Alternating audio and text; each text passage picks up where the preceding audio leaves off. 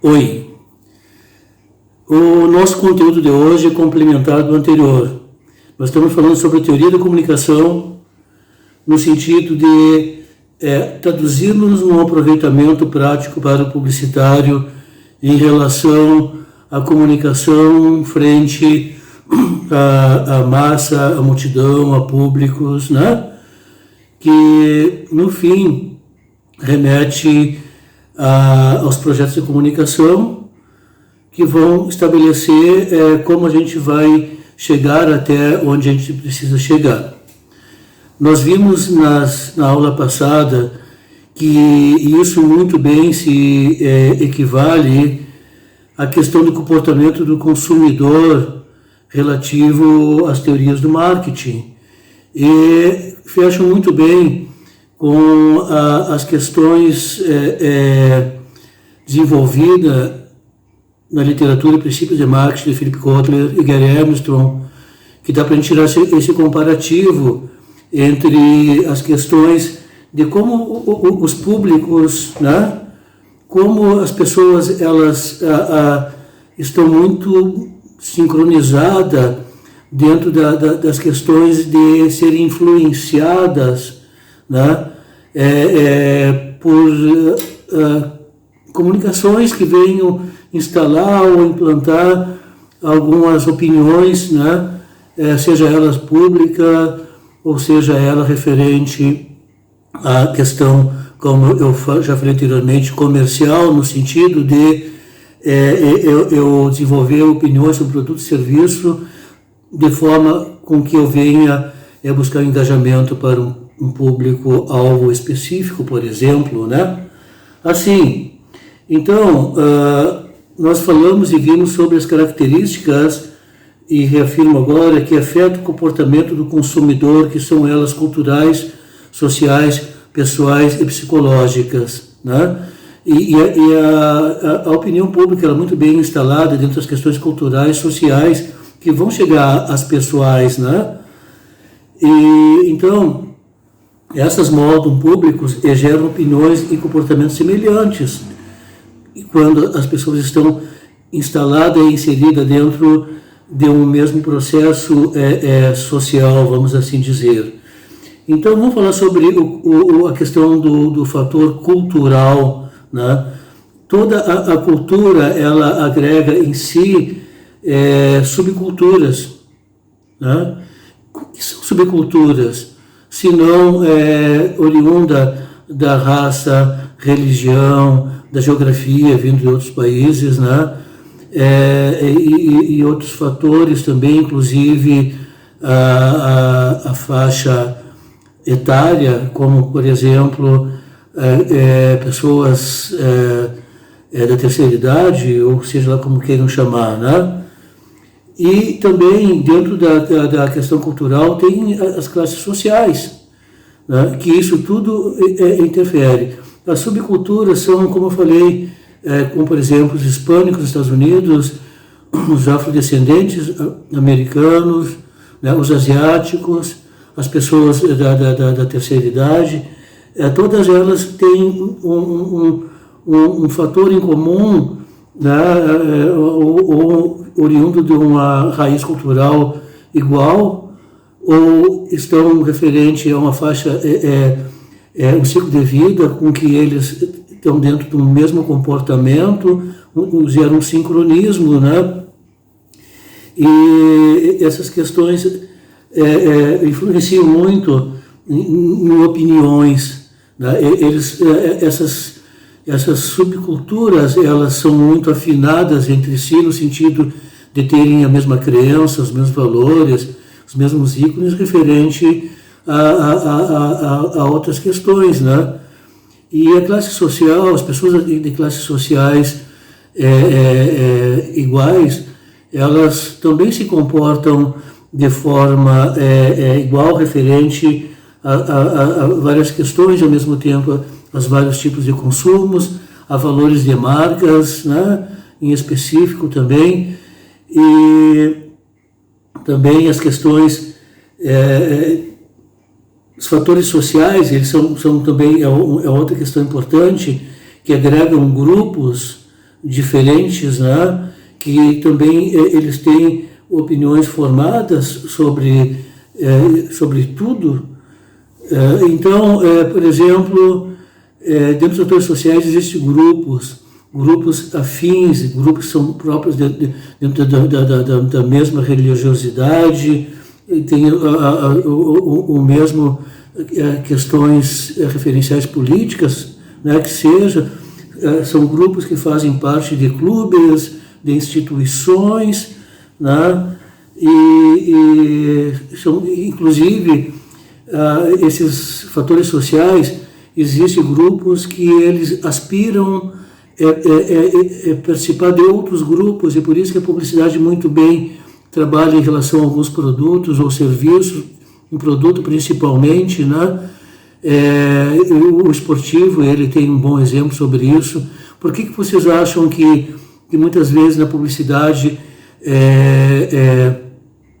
escolhem pessoas referenciais, né, como jogadores de futebol, que muitas vezes uma pessoa de um grupo, ele queira um dia ser um esportista referencial, então ele tem uma aspiração nesse sentido, e tudo aquilo que, vamos dizer assim, um atleta famoso referente a essa aspiração de grupos de pessoas, eles são usados na publicidade, e o que eles dizem é lei, é ordem, eles formam opinião sobre o consumo de um produto em específico, né?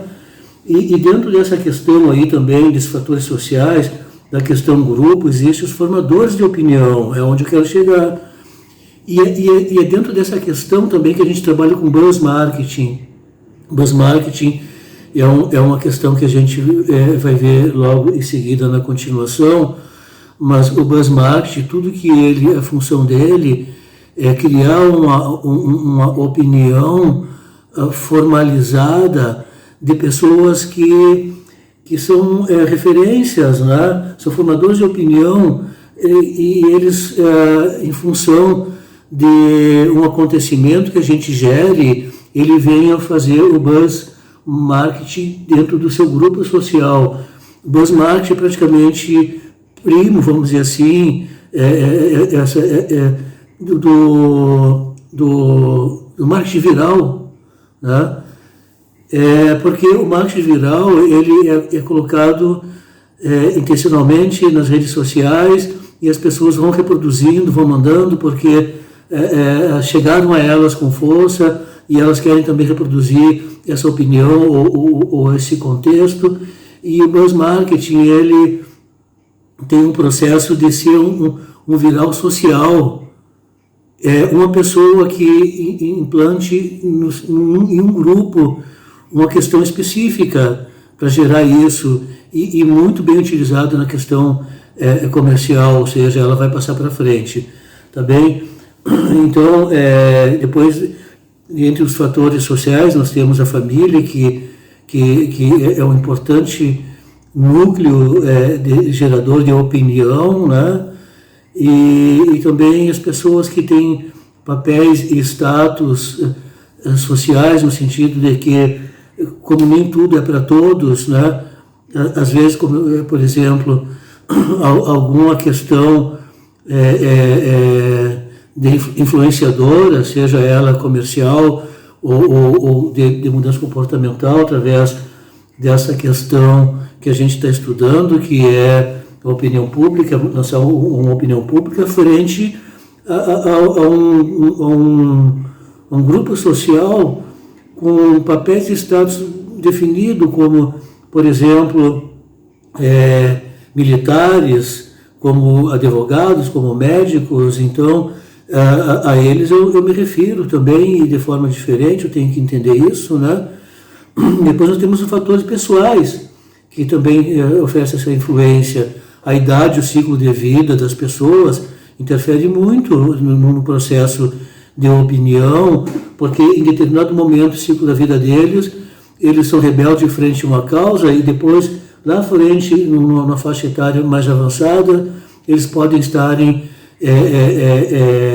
aceitando com empatia, inclusive, né, a essa mesma causa que um tempo atrás eles eram rebeldes pelo fator idade, né, ciclo de vida, enfim, e isso tudo muda, muda a opinião das pessoas, muda o conceitual das pessoas frente a muita coisa, né, e a gente precisa saber disso para poder atuar, que isso também interfere nas mudanças do comportamento do consumidor.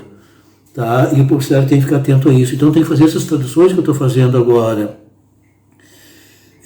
A ocupação da pessoa também interfere muito.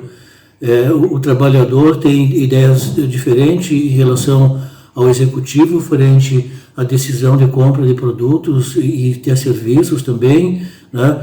E a gente tem que entender que muitas pessoas dentro do mesmo grupo, dentro da mesma faixa social, dentro do mesmo poder aquisitivo, dentro do mesmo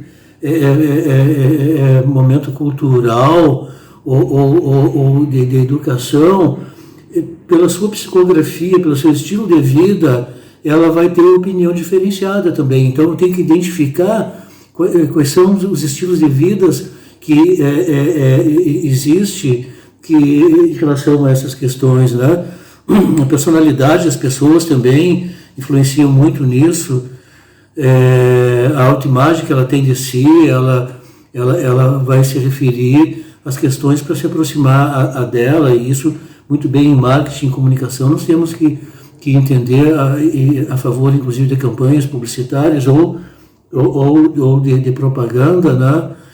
E os fatores psicológicos finais são outras questões que muito influenciam nisso tudo que eu estou falando, que a motivação ou a necessidade de que ela acaba levando a um impulso de eu aceitar algo, né?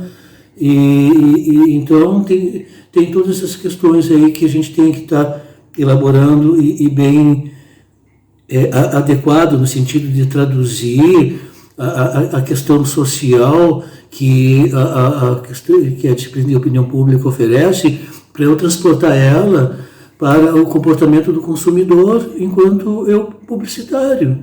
São estudos que, sim, reforçam a minha habilidade, inclusive, para identificar as questões de marketing, né? Assim como, por exemplo, a base da opinião pública que se refere que existe 3 momentos que a gente atua, como a massa, a multidão e o público, né?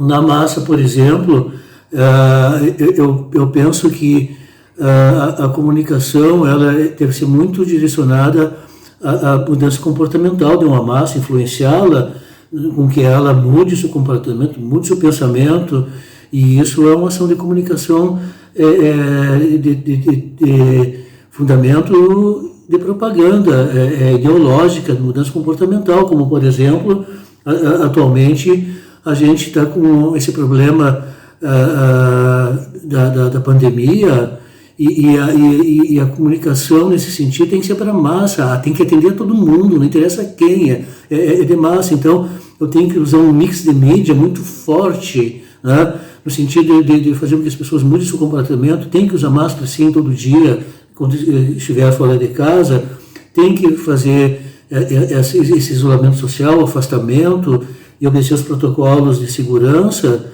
né? E isso é uma busca de mudança comportamental, que as pessoas não tinham esse comportamento.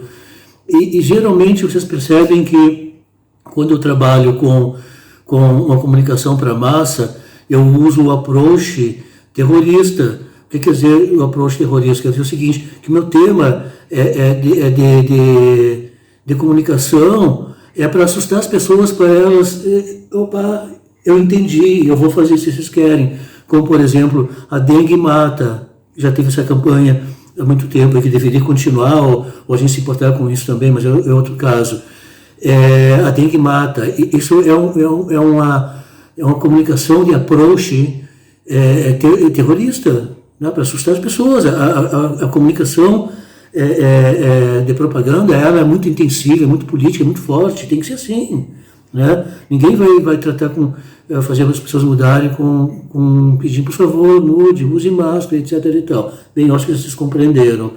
E a questão de multidão, eu posso muito bem tirar um proveito de utilizar um marketing de guerrilha, né?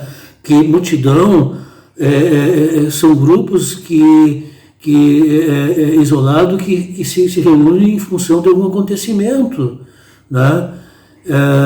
Então, nesse sentido, eu acho que o marketing de guerrilha, por ele ser uma ação de comunicação, como diz, de guerrilha, vem por surpresa, muitas vezes na rua, e até a utilização do mobiliário público, que eu venho criar uma comunicação, uma mensagem que faz com que as pessoas, pô, olha que legal, um até comenta com a outra ali por perto, que a massa não tem essa ligação, mas a multidão tem essa comunicação. E por fim, eu concluo aqui sobre a questão do público, certo? Que está muito bem referenciado na questão da publicidade. Hoje em dia praticamente nada é feito para todos enquanto massa, porque a indústria ela segmenta pela classe social, segmenta pelo sexo, segmenta pela idade, enfim, e eu tenho que localizar o meu público-alvo e entender dentro desses fatores que eu falei anteriormente, que são os culturais, que influenciam, são os sociais, são os pessoais e são os psicológicos. Certo, minha gente? Então, não é à toa que a gente, quando vai fazer uma comunicação de publicidade, eu tenho que saber, a primeira coisa, quem é o nosso público-alvo. Estou falando de público, e seu comportamento, e suas nuances, tudo que isso existe. Beleza? Então, aqui fechamos o segundo bloco, que fecha essa questão de fazer um comparativo entre a teoria de opinião pública e o comportamento do consumidor, que vai nos ajudar a entender que a gente precisa saber de um e complementar com o outro. Um é fortemente teórico e o outro é basicamente técnico. Ok? Vamos lá? Até a próxima. Tchau.